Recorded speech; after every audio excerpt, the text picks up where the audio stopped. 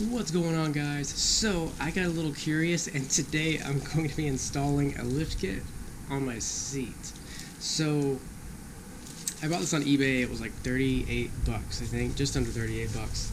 And I'm not really that short, but considering how horrible the visibility is in the FJ Cruiser, I'm thinking, why not?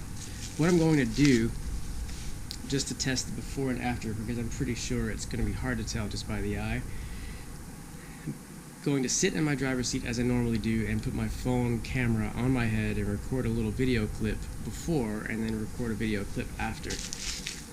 The installation of this looks like probably the easiest installation that I've ever done of anything.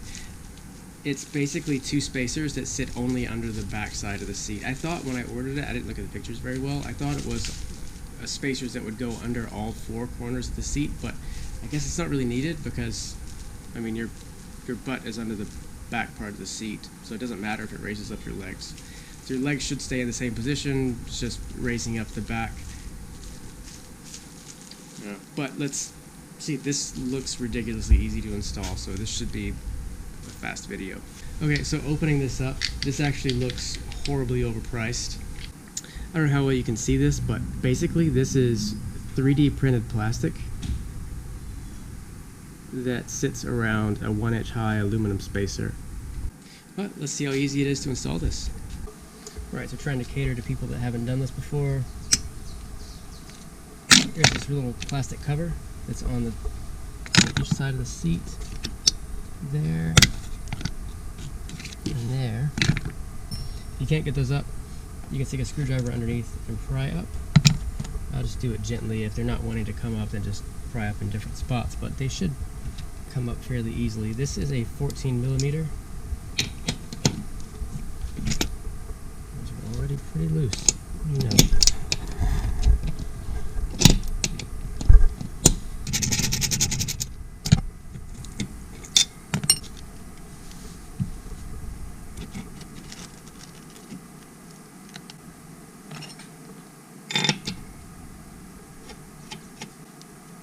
Dog hair. Ignore the dog hair.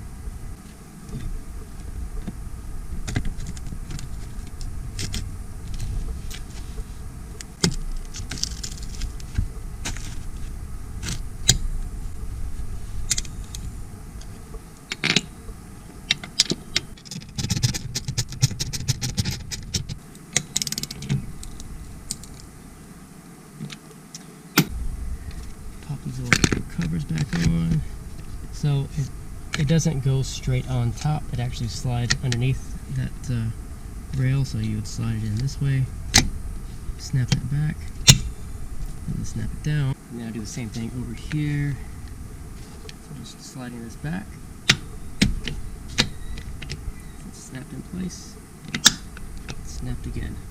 And actually looking at this, that's what the 3D printed plastic is for. It's actually just it protects whoever's sitting in the back seat. It protects their feet so they're not hitting sharp metal.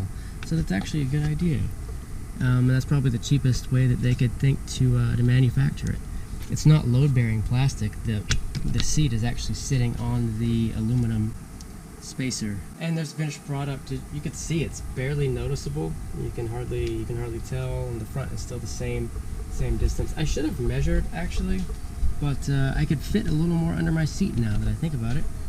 And I like storing things under there. I've got a little e-tool. It's a foldable shovel under the passenger side, and I remember I tried to fit my jumper cables under there, and I couldn't just because they're very large jumper cables.